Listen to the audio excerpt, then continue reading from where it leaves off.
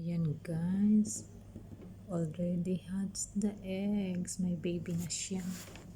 May baby na ang shh. Ayun, ayun. Dalawa yung, ay lumipad yung kanyang mama.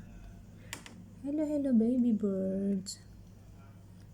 Kawawa naman. Ano kayang pagkain nila? Hindi ko naman sila mabigyan ng pagkain kasi hindi namin nabubuksan tong bintana, tong bubog na bintana. Kawawa naman. Pero ang lalaki na nila. Mga 1 week pa lang yan na napisa. Baby bird. Hello.